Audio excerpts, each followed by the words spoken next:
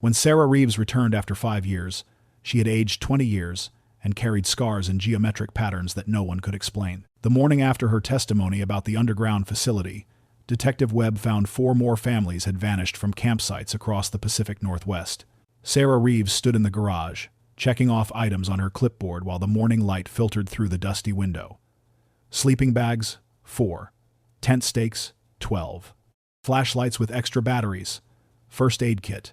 She had packed for this trip 3 times already, but David insisted she was overthinking it. "It's just camping, not a moon landing," David called from the driveway, where he was strapping the cooler to the roof rack of their aging SUV.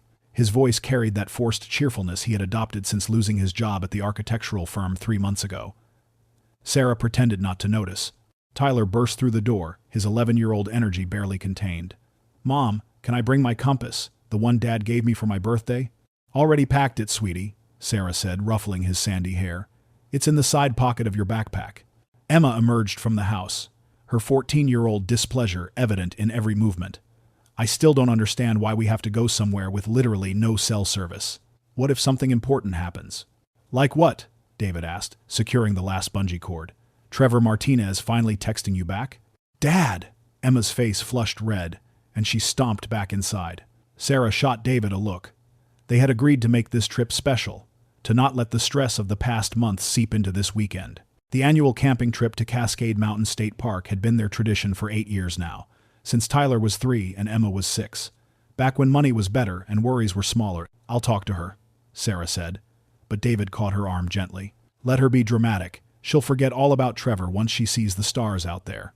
Remember last year? She stayed up until 3 in the morning, just watching for meteors." Sarah smiled at the memory. David was right. Emma always complained before the trip and then never wanted to leave once they were there. The wilderness had that effect on all of them, stripping away the noise of daily life until only the important things remained. By noon, they were loaded and ready. Sarah did a final walkthrough of the house, checking locks, setting timers on the lights. In the kitchen, she paused at their family calendar. June 15th through 18th, 2019, blocked out in red marker. Reeves Family Adventure, Emma had written in her neat handwriting months ago, before she had decided she was too cool for family adventures. "Mom, come on," Tyler yelled from the car. "Dad says we can stop for ice cream on the way." Sarah grabbed her purse and headed for the door, pausing to look back once more at their tidy suburban home. Everything in its place, everything normal and safe. She pulled the door shut and locked it, not knowing she would never turn that key again. The SUV backed out of the driveway, David waving to their neighbor, Mr. Chen, who was watering his roses. Tyler's excited chatter filled the car as they pulled onto the main road, heading north toward the mountains. The gravel road narrowed as David steered the SUV deeper into Cascade Mountain State Park. The afternoon sun filtered through towering Douglas firs, creating shifting patterns across the windshield. They had passed the last occupied campsite 20 minutes ago, heading toward the remote section David had discovered on an obscure camping forum. "Are we almost there?" Tyler pressed his face against the window, watching the forest grow denser. "Should be just around this bend," David said, consulting the hand-drawn map he had printed from the website. The guy said to look for a fallen cedar across the creek, then turn left at the large boulder. Sarah studied the map over his shoulder. "This seems really isolated, David. Maybe we should have stayed closer to the main camping area." "The whole point is to get away from people," David replied, though his voice carried a slight uncertainty now. "Besides, the forum said this spot by Blackwater Creek is incredible, completely untouched." Emma looked up from the book she had been reading. "Blackwater Creek? That sounds like something from a horror movie." "It's just a name," Sarah said, though something about it unsettled her too. They found the fallen cedar exactly where the map indicated, its massive trunk spanning the creek like a natural bridge. The boulder appeared next, covered in unusual moss that seemed almost phosphorescent in the dappled light. David turned left onto what could barely be called a path, branches scraping against the car's sides. The clearing opened suddenly before them. It was perfect, almost unnaturally so. A flat, circular area surrounded by enormous trees, with the creek gurgling along one edge. The ground was carpeted with pine needles, and a stone fire ring sat in the center.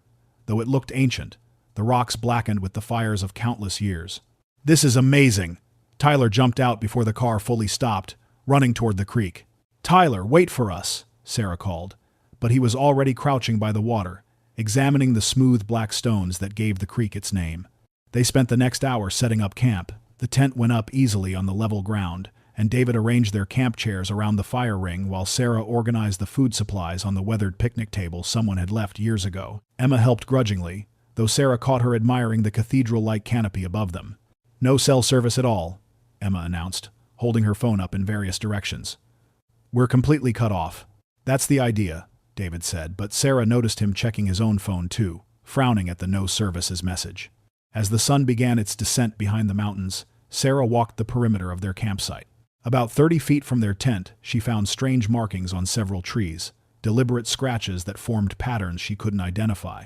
They looked fresh, the exposed wood still pale against the dark bark. "David, come look at this," she called. He joined her, running his fingers over the marks. "Probably just someone marking trails. Or maybe bears." "Bears don't make geometric patterns," Sarah said quietly.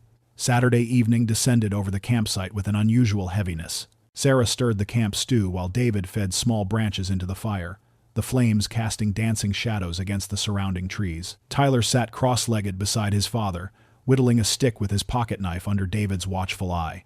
"The stars are coming out," Emma said, her earlier sullenness forgotten as she tilted her head back. The sky above their clearing was perfectly clear, stars beginning to pierce the darkening canvas. "Make a wish on the first one you see," Sarah said, ladling stew into bowls. That's when the smell hit them, sudden and overwhelming, like copper pennies mixed with the sharp tang of ozone, as if lightning had just struck nearby. But the sky was cloudless. "What is that?" Tyler wrinkled his nose, setting down his stick. David stood up, scanning the darkening forest. "Maybe something died nearby. Animals sometimes, you know, they crawl off when they're sick." "It doesn't smell like decay," Sarah said quietly. She had grown up in rural Montana, knew what dead things smelled like. This was different, almost electric. The smell intensified, then faded, leaving only the normal scent of wood smoke and pine. They ate dinner in unusual silence, everyone alert to the forest sounds around them. The creek seemed louder somehow, its babbling taking on an almost vocal quality. "I'm going to check those marks again," David said after dinner, grabbing his flashlight. "Why?" Sarah asked, not wanting him to leave the fire's circle of light. "They're bothering me. I want to see if there are more." He disappeared into the darkness.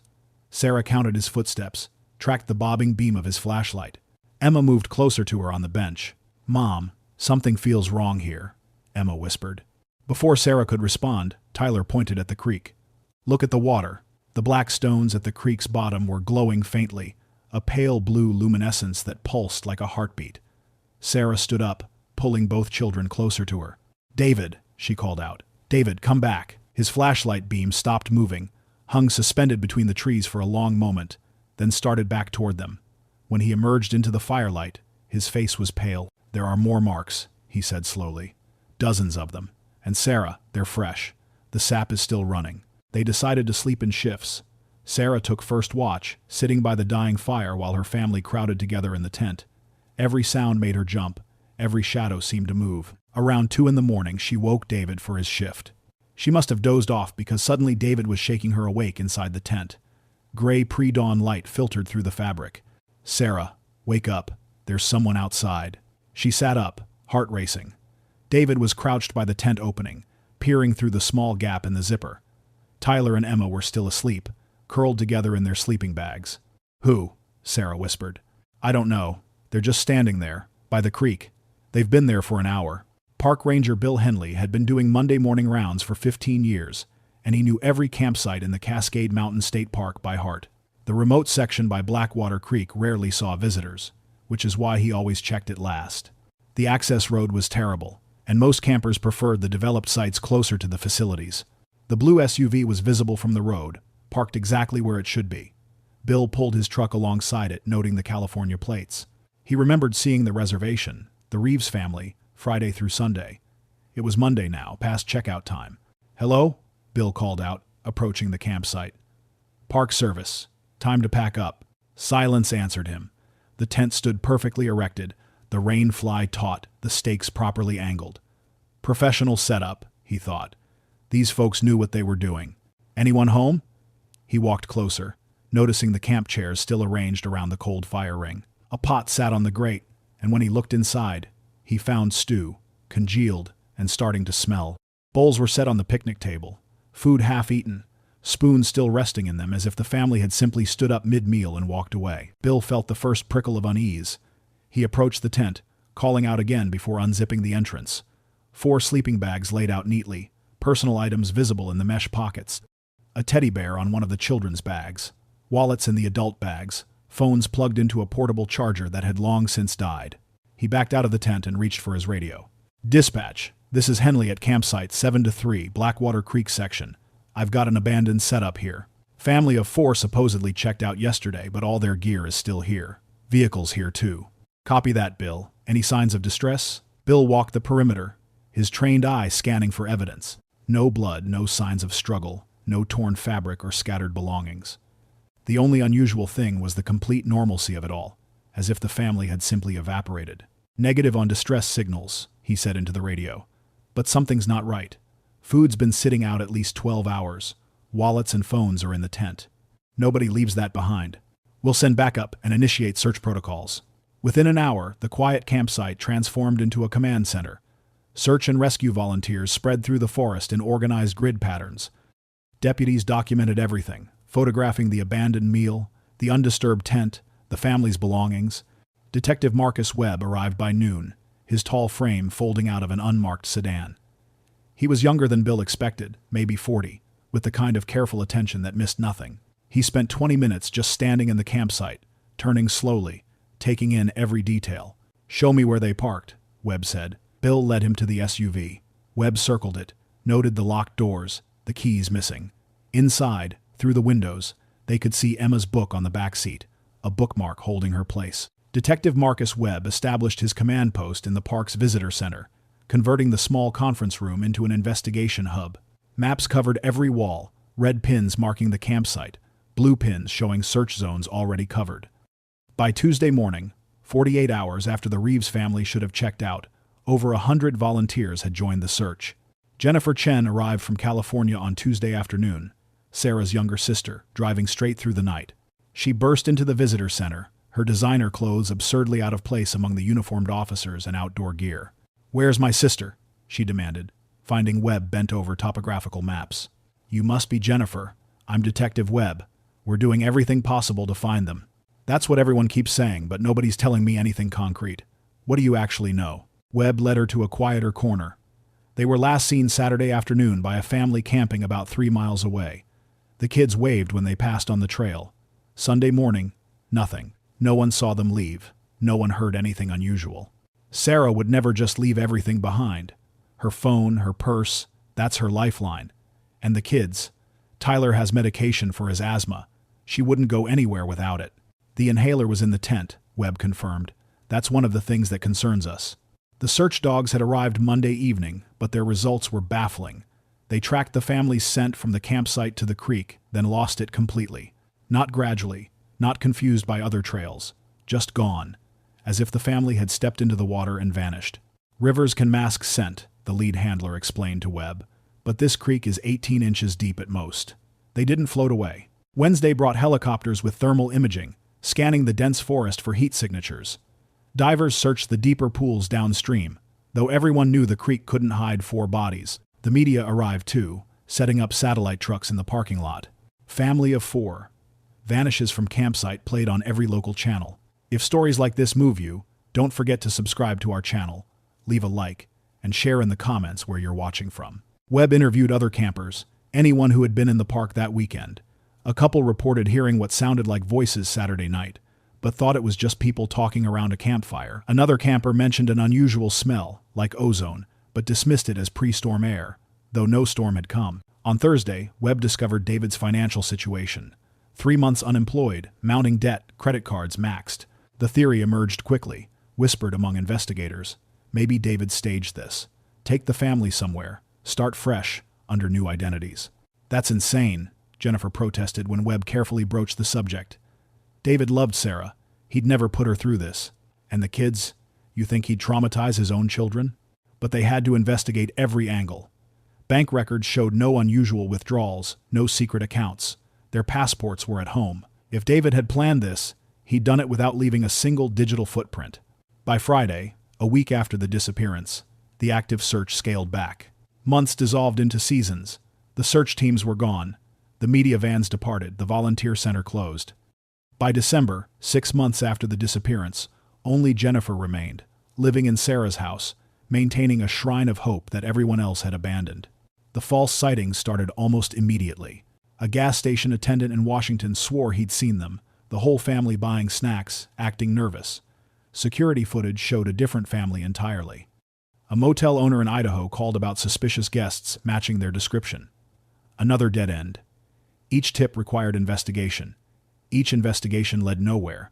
Jennifer appeared on 3 national crime podcasts that fall, retelling the story until it became mechanical.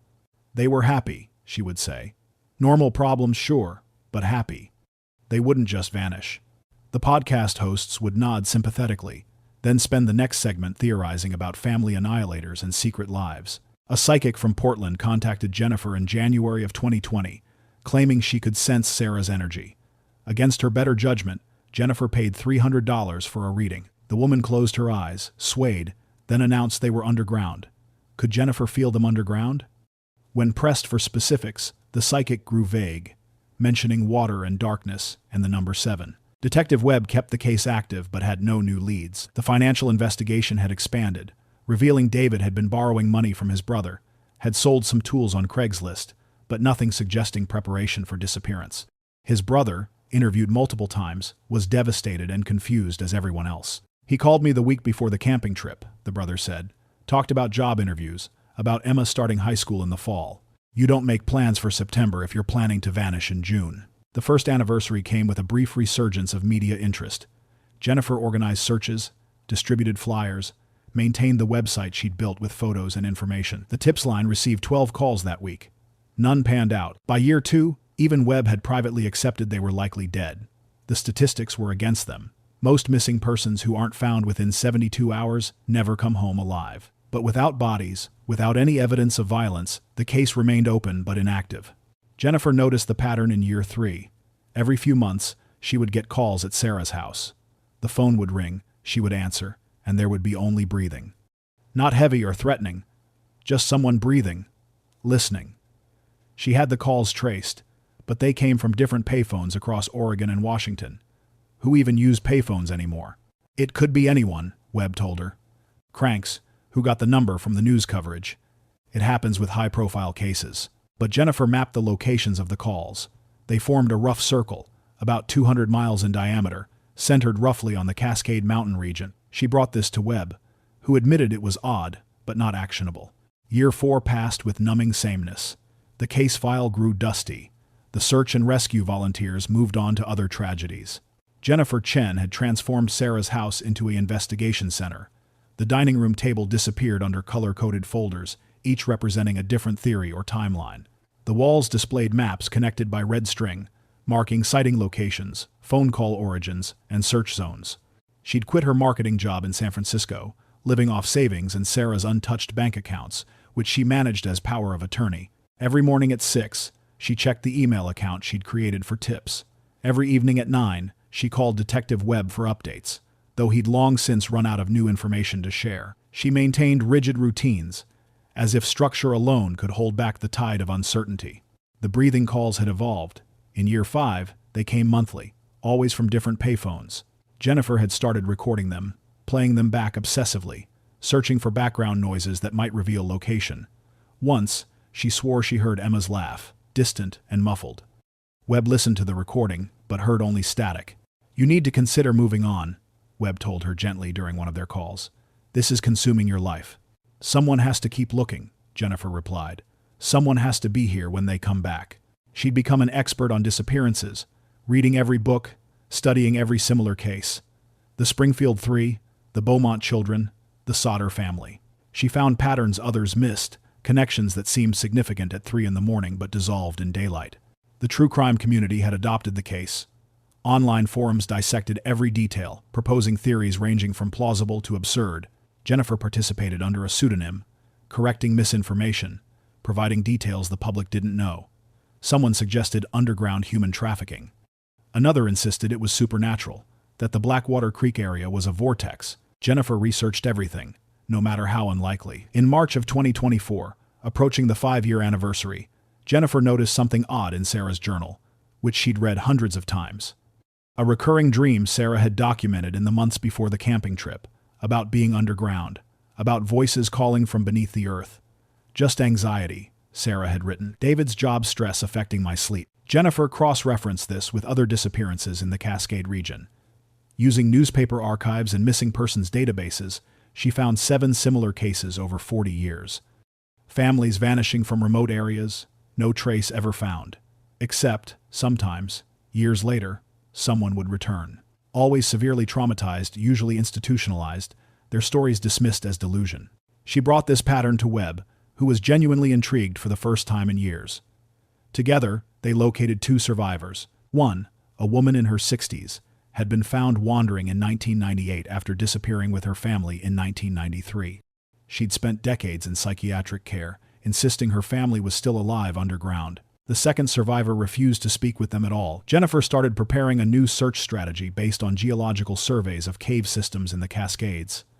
She was mapping theoretical underground routes when the phone rang on a Tuesday evening in early June. Breathing, as always, but this time, different, labored, desperate. Then, barely audible, a whisper that stopped Jennifer's heart. "Jennifer, it's Sarah." The logging crew found her on a Tuesday morning, June 11th, 2024. They were clearing a new access road near Timber Ridge, 200 miles north of Blackwater Creek, when one of the workers spotted movement in the trees. At first, they thought it was a deer or maybe a bear. Then they saw her stumble onto the road, a skeletal figure in torn fabric that might once have been camping clothes. She collapsed before they could reach her.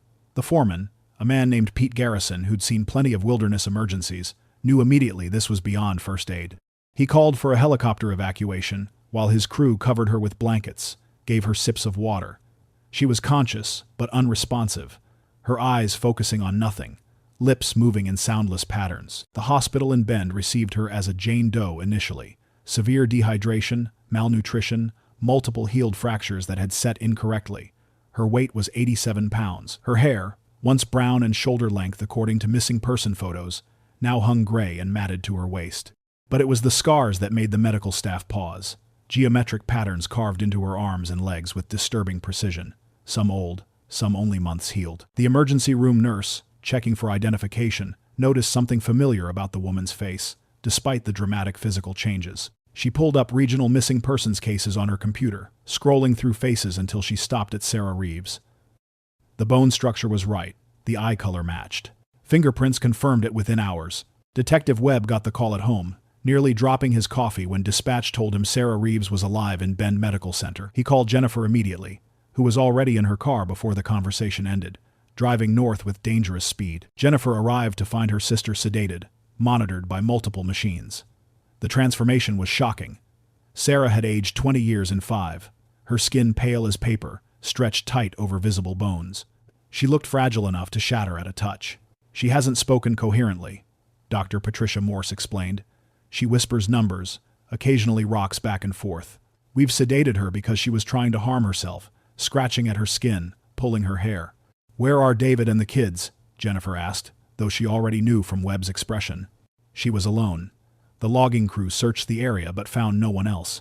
Jennifer sat beside Sarah's bed for 3 days before her sister truly woke. Not the half-conscious mumbling of before, but actual awareness, eyes focusing on Jennifer's face with recognition that sparked and faded like a dying bulb. "Jen," the word was barely breath. "I'm here, Sarah. You're safe. You're in a hospital." Sarah's hand, thin as bird bones, clutched Jennifer's wrist with surprising strength. "They're still there. David, Emma, Tyler, still below."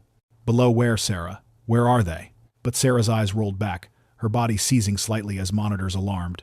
Nurses rushed in, pushing Jennifer aside. The psychiatric evaluation room smelled of disinfectant and stale coffee. Dr. Patricia Morse sat across from Sarah, who had gained 12 pounds but still looked hollow, breakable. Webb observed through one-way glass while Jennifer waited in the hallway, banned from sessions after Sarah became agitated in her presence, screaming that Jennifer wasn't safe, that they would take her too. "Sarah, can you tell me where you've been?" Dr. Morse kept her voice neutral, professional. Sarah rocked slightly in her chair, counting on her fingers. 7 levels down, 3rd corridor, room 41, then room 18, then the white room, then back to 41. "These rooms, were they in a building?" "Underground. Everything is underground." The passages go for miles. You can walk for days and never see sky. Sarah's voice was monotone, as if reciting memorized facts. They have cameras everywhere. They watch you eat, sleep, use the bathroom. They watch everything. Who are they, Sarah? Sarah's rocking intensified. I don't know their faces. They wear medical masks, sometimes coveralls. They bring food twice a day, paste that tastes like nothing. They don't speak. If you try to run, they use the sound. The sound? High-pitched. Makes your head split. Makes you vomit. Emma figured out if you cover your ears and scream, it helps a little. Webb leaned forward at the mention of Emma. This was the first time Sarah had spoken about her family in detail. Emma was with you? Dr. Morse continued carefully. They kept us separated mostly. Different rooms, different levels. But sometimes, in the white room, we were together. For the tests. What kind of tests? Sarah's hands moved to her arms, tracing the geometric scars. Medical things. Blood draws. Injections. They made us watch films. Hours of films. Nature documentaries. Mathematics. Languages I didn't recognize. David tried to refuse once. They didn't bring him back to the white room for 2 months. Dr. Morse made notes while Sarah continued, her words coming faster now, as if a dam had broken. Tyler got sick in year 2. Pneumonia, I think. They treated him, gave him medicine, but kept him isolated longer. I could hear him crying through the walls. Emma would tap messages on the pipes, Morse code David taught her. She said Tyler was okay, getting stronger. Sarah, how did you escape? Sarah went silent for a full minute, her fingers still counting. I didn't escape. They put me in the van, drove for hours. I pretended to be unconscious. They left me by the road. I heard one of them say the project was compromised. They had to relocate. Do you know where this underground place is? Near where we camped. The entrance is hidden. Looks like fallen rocks. But inside, it goes deep. Elevators, generators, ventilation systems. Like a small city. There are others there, other families. I heard children sometimes, crying. Dr. Morse exchanged glances with Webb through the glass. Either Sarah was experiencing detailed delusions, or she was describing something horrifyingly real. My family is still there, Sarah said suddenly, her voice breaking from its monotone. They only released me. We need to find them before they move them again. Sarah's drawings covered every surface of the hospital room's small table. Crude maps, repeated symbols, faces without features. Dr. Morse had encouraged the drawing, hoping it would help Sarah communicate what words couldn't capture. Webb studied them during his daily visits, looking for patterns, clues, anything actionable. This is the entrance, Sarah said on her 10th day of hospitalization, pointing to a sketch of boulders arranged in what looked like a natural rockfall. Behind these rocks there's a metal door, rusted, old, looks abandoned, but the lock is modern, electronic. They have cameras hidden in the trees. Webb photographed each drawing while Sarah continued, her voice stronger now, though still oddly flat. The elevator goes down 7 levels. Each level has different purposes. Level 3 is medical. That's where the white room is. Level 5 is where they kept us, the living quarters. Small rooms like cells but with basic furniture.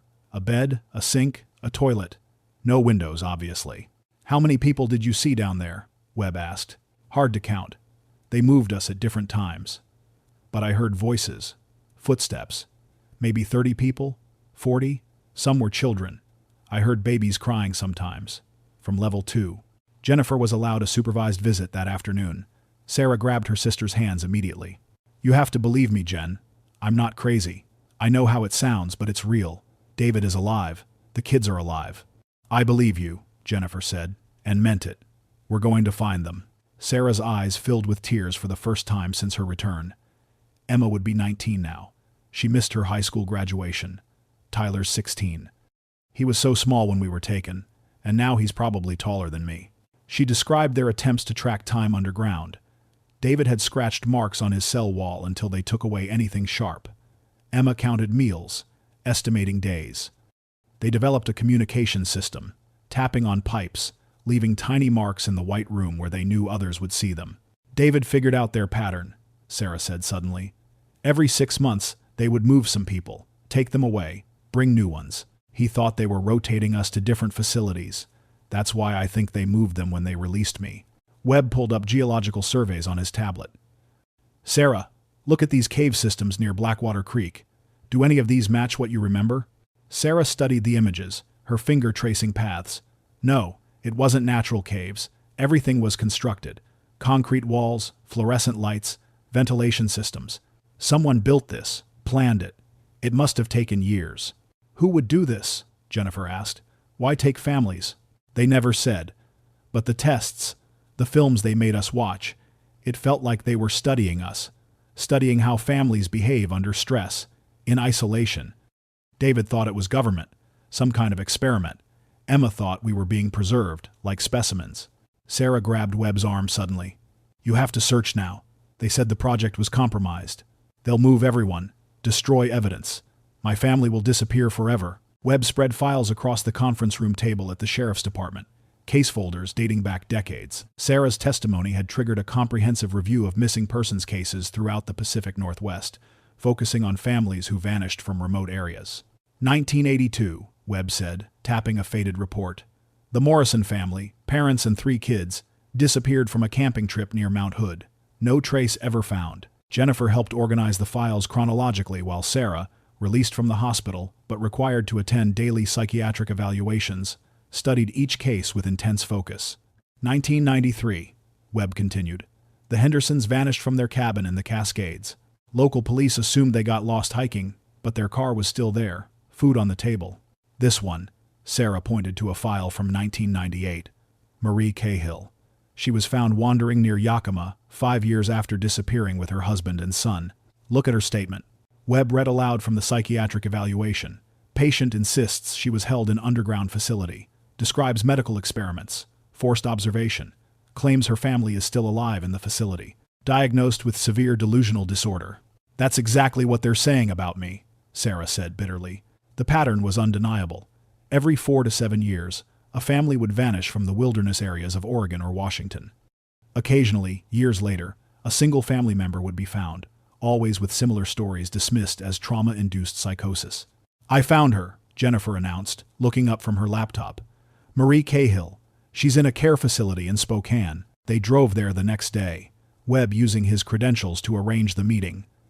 Marie was 63 now, thin and nervous, her hands constantly moving as if washing invisible stains. When Sarah walked in, Marie's eyes widened with recognition, not of Sarah specifically, but of something shared between them. You were there, Marie whispered. Underground. I can see it in your eyes. My family is still there, Sarah said. Do you remember anything about the location? Any landmarks? Marie grabbed Sarah's hands. They moved us 3 times in 5 years. Different facilities, but the same people running them. The last place had a number, Station 7. I saw it on a door. What happened to your husband and son? They kept them. Said I was being released as part of the protocol. Subject release and observation phase. They wanted to see what I would do, who I would tell. Marie's voice dropped. They're still watching. They call sometimes, just breathing, letting me know they're there. Webb showed Marie photographs of the Blackwater Creek area.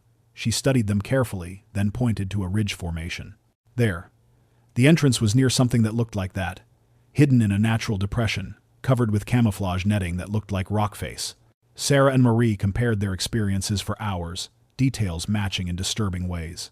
The food paste, the white rooms, the films, the medical procedures, the systematic separation of families. How many facilities? Webb asked. At least 7, Marie said. Station 7 implies 6 others minimum. Webb calculated the implications. If each station held 30 to 40 people, they were looking at over 200 victims currently in captivity. The debriefing room at the FBI field office was cold and sterile.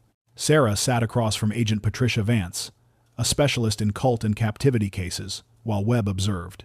They'd been through this 12 times now, each session revealing more details about the underground facility. Let's talk about the daily routine, Agent Vance said, her voice carefully neutral. Sarah closed her eyes, forcing herself back into those windowless rooms. Wake up was announced by a buzzer at 6 every morning. Breakfast, if you could call it that, came through a slot in the door 30 minutes later. Always the same gray paste, vitamins mixed in probably, because we didn't get scurvy or anything like that. You mentioned separation. How often did you see your family? Twice a week in the white room for what they called assessments. We'd sit at a table while they observed through mirrors. Sometimes they'd give us puzzles to solve together. Sometimes they'd show us those films. Nature documentaries mostly, but also mathematical sequences, chemical formulas, things I didn't understand. Sarah's hands trembled as she continued. David tried to communicate with whoever was behind the mirrors once. Ask them why they were doing this, what they wanted. The next week he had burn marks on his arms. Electrical, he said. After that, we just did what they asked. Tell me about the other families. We never saw them directly, but we heard them. Footsteps in the corridors, voices through the vents. Emma figured out the schedule. They moved families in groups, keeping us isolated but on the same routines. She counted at least 8 different children's voices over the years. Agent Vance pulled up architectural software on her laptop. Can you draw the layout again? More detail this time. Sarah took the stylus, her hand steady now with purpose. The elevator opened into a hub. 6 corridors branched off, like spokes on a wheel. Our family was in Corridor C, rooms 38 through 41. The white room was in the center of the hub, accessible from all corridors. What about the staff? You said they wore masks? Always. But I recognized gaits, body types. There were maybe 12 regulars. One woman, shorter, always brought Tyler extra food when he was sick. A tall man who walked with a slight limp supervised the assessments.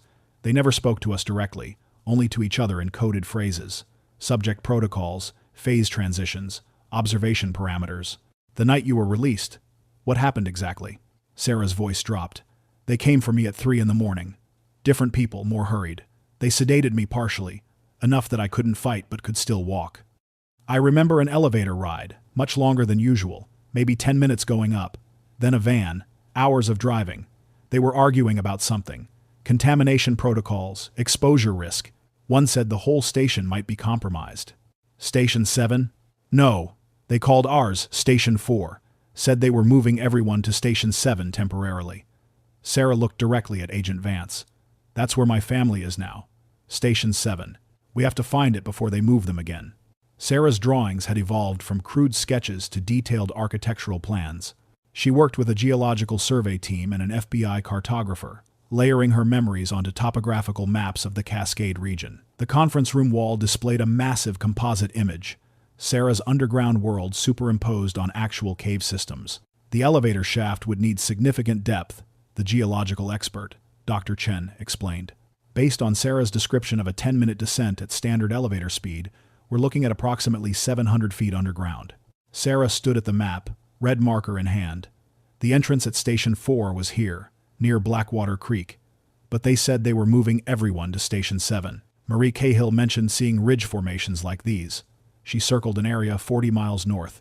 Dr. Chen studied the geological surveys. There are natural lava tube systems throughout this region, formed thousands of years ago. Someone could have expanded them, connected them. It would explain how they built such extensive facilities without major construction being noticed. Jennifer cross-referenced Sarah's timeline with satellite imagery. Look at this. In 2015, there was unusual activity in this sector. Trucks, equipment, but it was logged as geological research. Then, nothing for 3 years, then another burst of activity in 2018. The year before we were taken, Sarah said quietly. Agent Vance pulled up land ownership records. That entire section is owned by a company called Geological Research Systems, Incorporated. Incorporated in Delaware, buried under 3 shell companies. We're trying to trace actual ownership, but these people knew how to hide. Sarah added more details to the map, marking ventilation sites she remembered seeing on facility diagrams in the White Room. They had to have air exchanges. Emma noticed the air pressure changed every 6 hours, like system cycling. Those vents would be hidden, but they'd need access for maintenance. Webb overlaid hiking trail reports. 3 hikers reported strange humming sounds in this area over the past decade. They thought it was wind through the rocks, but what if it was ventilation systems? The map was becoming a 3-dimensional puzzle. Sarah's memories provided the interior layout, while the team worked backward to possible surface access points. They identified 17 potential entrance sites within a 100-square-mile area. It's too much ground to cover without alerting them, Agent Vance said. If they have surveillance, which Sarah confirms they do, they'll see us coming and evacuate. Sarah traced her finger along an underground river marked on the geological survey. Water. They needed water for 40 people. This river runs right through the area where Station 7 should be. They'd tap into it. Dr. Chen's eyes lit up. Water treatment would leave chemical signatures. We can test downstream for unusual compounds, narrow down the location. How long would that take? Sarah asked, urgency in her voice. 2 weeks minimum for proper sampling and analysis. We don't have 2 weeks. They said the project was compromised. They could be moving my family right now. Sarah stared at the map, her hand pressed against the circle marking Station 7. There has to be another way. Detective Webb assembled his team in the pre-dawn darkness, their breath visible in the cold mountain air. Sarah stood beside him, wearing borrowed tactical gear that hung loose on her still thin frame. Agent Vance had argued against bringing her, but Sarah's knowledge of the facility's camouflage techniques made her presence essential. The specialized search team included cave rescue experts from Portland, FBI tactical specialists, and Dr. Chen with his geological equipment. Each member carried communication devices, climbing gear, and cameras to document whatever they found below ground. Remember, this is reconnaissance only, Webb told the group as they shouldered their packs. We locate the entrance, assess the situation, document evidence. No heroics, no deviations from protocol. Sarah nodded but kept her eyes fixed on the ridge ahead. Somewhere beneath those rocks, Emma and Tyler might be waiting, might be wondering if anyone was still looking for them. The hike took 3 hours through dense forest and rocky terrain. Sarah's map proved accurate, each landmark appearing exactly where she had marked it. The old logging road, overgrown with brambles. The distinctive split boulder that looked like a giant's broken tooth. The grove of dead trees, their bark stripped by some long-ago fire. There, Sarah whispered, pointing to what looked like a natural rockfall. Behind those boulders. The team approached carefully, scanning for surveillance cameras or motion sensors. Dr. Chen used his equipment to detect electronic signals, while the tactical specialists checked for booby traps or alarms. I'm getting readings, Dr. Chen announced quietly. Electrical activity, possibly ventilation systems. Sarah led them around the boulder formation, her movements confident despite 5 years of absence. Behind the largest rock, partially hidden by dead vegetation, they found it, a metal door, rusted and weathered to blend with the surrounding stone, but unmistakably artificial. The lock, one of the tactical specialists observed, examining the door closely. Electronic, recently maintained. This isn't abandoned. Webb documented everything with his camera while Sarah studied the entrance. The cameras should be in those trees, she said, pointing to positions that offered clear views of the approach routes. They found 3 hidden surveillance devices, exactly where Sarah predicted, their lenses camouflaged as bark knots and bird nesting boxes. The equipment was sophisticated, military-grade, and clearly operational. Someone's been watching this entrance, Agent Vance confirmed through their radio communication, which means they know we're here. Webb made the decision quickly. We proceed. If they've already evacuated, we need to document everything before they destroy evidence. The door's electronic lock had been disabled, the mechanism hanging open as if someone had left in tremendous hurry. Inside, a steel elevator shaft dropped into absolute darkness. Emergency lighting strips along the walls provided minimal illumination, their batteries clearly designed for extended operation. 7 levels down, Sarah reminded them as they descended. Level 5 was where they kept the families. The elevator moved smoothly despite its utilitarian appearance. When it stopped, the doors opened onto exactly what Sarah had described. A hub with 6 corridors, branching off like spokes on a wheel. But instead of the bustling facility she remembered, they found only empty hallways and the lingering smell of industrial disinfectant. They're gone, Sarah whispered, her voice echoing in the vacant space. But they weren't completely gone. Evidence remained everywhere once they knew how to look. In Corridor C, they found the cells Sarah had described, beds still made, personal items scattered as if people had been roused suddenly. Tyler's compass sat on a small table, its brass surface tarnished but unmistakable. The team descended into the abandoned facility, their flashlight beams cutting through stale air. Sarah led them through corridors she knew by heart, each turn bringing back memories of 5 years trapped in this underground maze. The silence felt wrong. When she lived here, there had always been sounds, footsteps, voices, the hum of machinery. Level 5, Sarah announced as they reached the residential section. This is where they kept the families. The hallway stretched before them, lined with metal doors marked only by numbers. Sarah stopped at room 41, her hand trembling as she pushed the door open. Inside, 4 narrow beds sat against concrete walls, each with a thin mattress and folded blanket. Personal items remained scattered on small tables, Tyler's compass catching Webb's flashlight beam. They left in a hurry, Webb observed, photographing everything. Sarah moved to the next room where she found Emma's sketchbook, its pages filled with drawings of home, of the life they had lost. Tears ran down her cheeks as she flipped through images of their old house, their dog, memories Emma had preserved through 5 years of captivity. "Look at this," one of the tactical specialists called from across the hall. They gathered around room 18 where fresh scratches marked the wall beside the bed, words carved into concrete, clearly recent. "Mom escaped. They're moving us tomorrow. Stay strong, Tyler." Emma's handwriting, unmistakable even etched in stone. 3 days ago, Sarah whispered, running her fingers over the message. She wrote this 3 days ago. They were alive 3 days ago. Dr. Chen examined the facility's infrastructure while the team documented evidence. "This place has been operational for decades," he reported. "The electrical systems, the ventilation, everything designed for long-term habitation. Someone invested millions in this operation." They found the white room Sarah had described, a circular chamber in the facility's center with observation windows and medical equipment. Files scattered on tables showed patient numbers, medical charts, psychological evaluations. Sarah recognized her own file, labeled Subject 247A, containing detailed notes about her behavior, her family relationships, her responses to various stimuli. "They were studying us," Sarah said, her voice hollow. "Like lab rats." Webb photographed document after document while Sarah translated the facility's coded language. Subject integration protocols, family unit stress testing, isolation response measurements. The scope became clear as they pieced together the files. Dozens of families over several decades, all part of some massive psychological experiment. "The children's section," Sarah said suddenly, remembering something. "Level 2. They sometimes took the kids there for special sessions." They found the elevator and descended further. Level 2 contained smaller rooms designed for children, with educational materials and psychological testing equipment. But more importantly, they found evidence of recent occupation.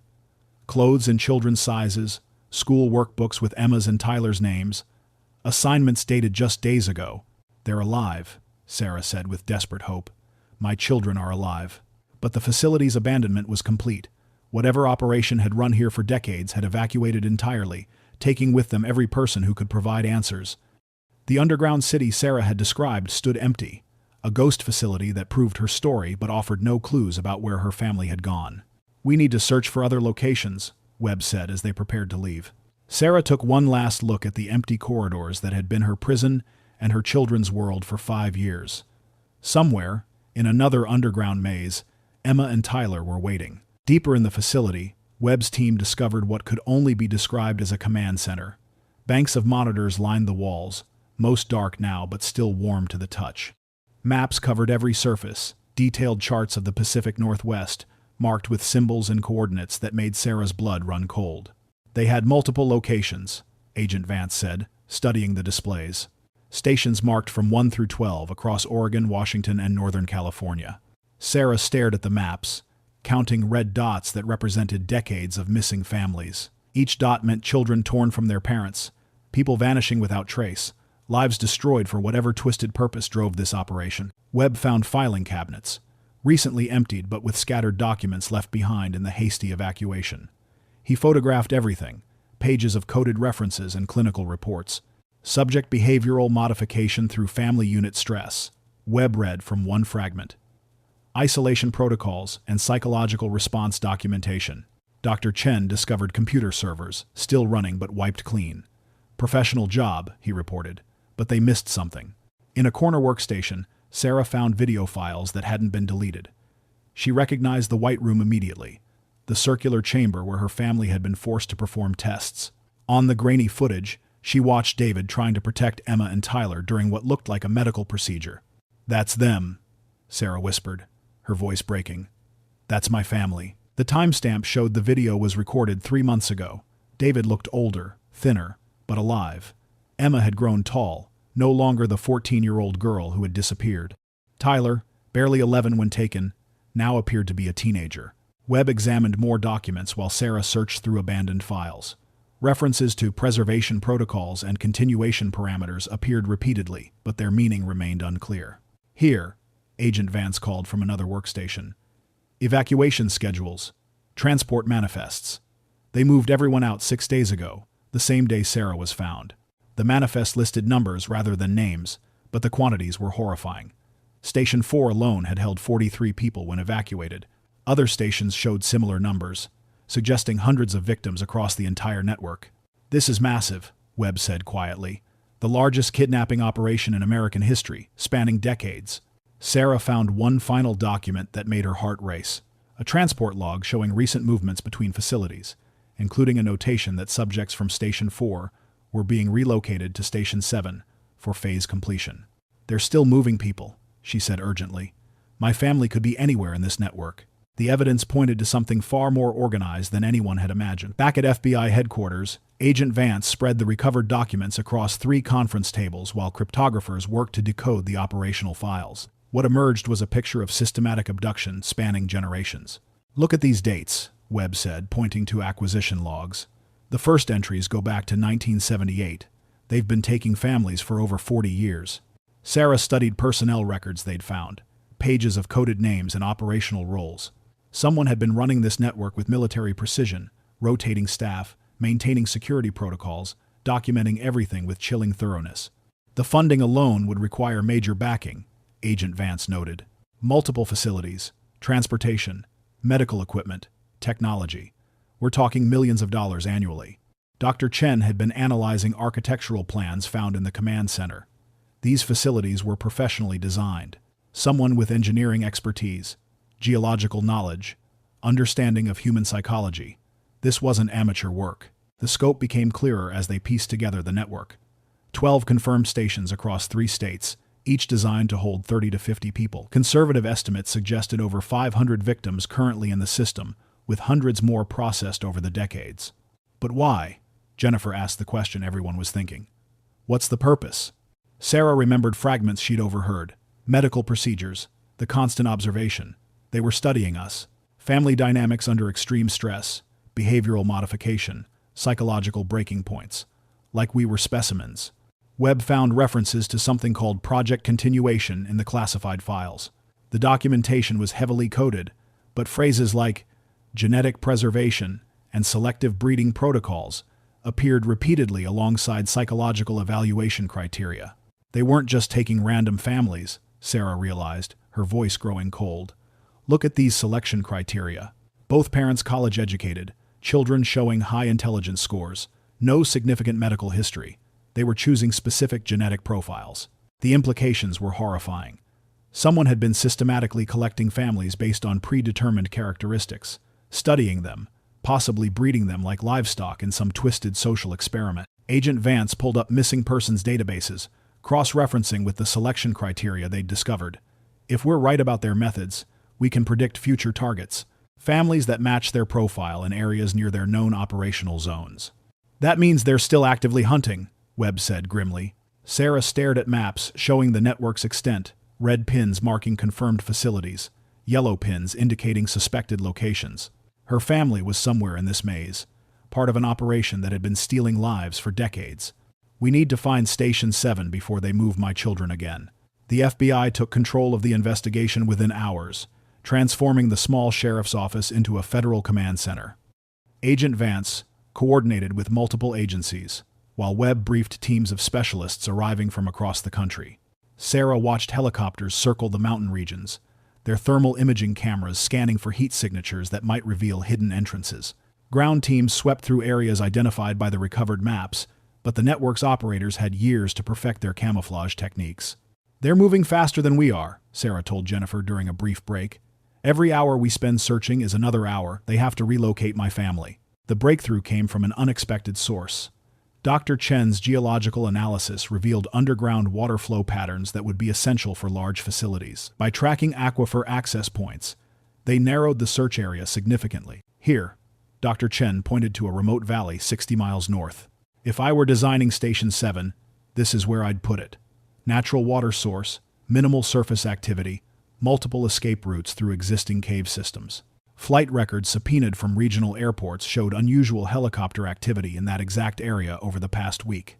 Private aircraft, no flight plans filed, landing at remote helipads that shouldn't exist according to official maps.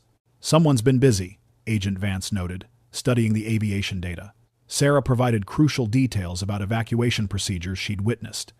They moved people in small groups, sedated for transport, multiple trips, different routes. If they're relocating everyone from the network, it would take weeks. Webb coordinated surveillance teams to monitor the suspected area. We watch, we wait, we document everything. When we move, it has to be perfect.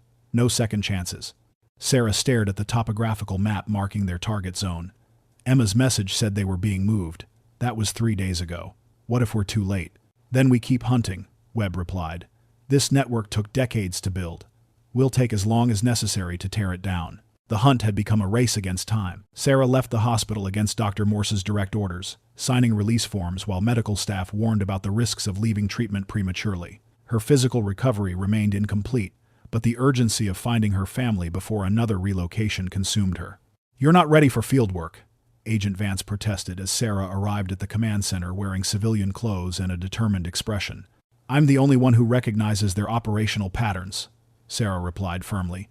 "You need me to identify which locations match their procedures." Webb had assembled reconnaissance teams for the suspected Station 7 site, but Sarah's insistence on participating created complications.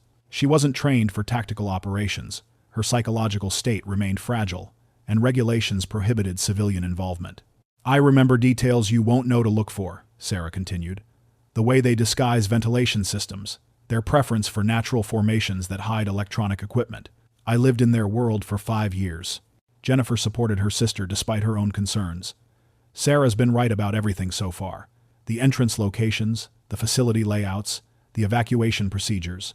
The surveillance teams had identified unusual activity in the target valley. Heat signatures suggested underground installations, and electronic monitoring detected communication signals consistent with equipment found at Station 4.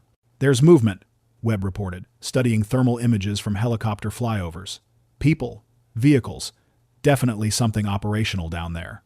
Sarah studied the reconnaissance photos, her trained eye picking out details others missed. "That rock formation, see how the shadows fall wrong? That's camouflage netting, and those dead trees are positioned too perfectly."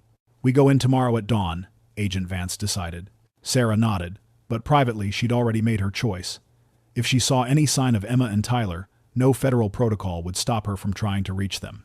5 years of separation had taught her that some risks were worth taking. "I'm going with the advance team," she announced. The sealed chambers beneath Station 7 were breached at dawn, federal teams cutting through concrete barriers with industrial equipment. Sarah waited as tactical units descended into darkness, her heart pounding with desperate hope and terrible fear. The underground complex was larger than Station 4, designed for permanent operations rather than temporary housing. But like the previous facility, they found it recently abandoned. Emergency lighting provided minimal illumination as teams swept through empty corridors. "Here," one of the specialists called from high-security housing. Sarah rushed to join them, finding cells showing clear signs of recent occupation. Personal belongings scattered in haste, beds unmade, food trays half-finished. In one cell, she discovered something that stopped her completely. Emma's journal lay open on a small table, filled with entries documenting their captivity. Sarah read with trembling hands as her daughter described the move from Station 4, the uncertainty, the fear of never seeing daylight again.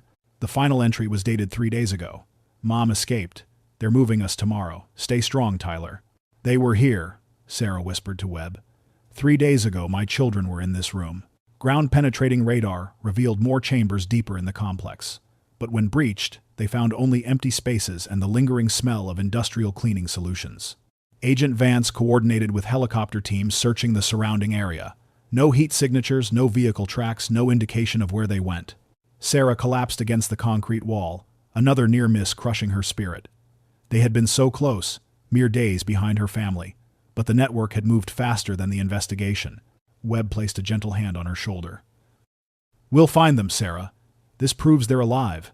But as federal teams documented the empty facility, Sarah wondered if they would always be one step behind, chasing shadows while her family disappeared deeper into a maze with no end. The investigation would continue, but the story remained unfinished.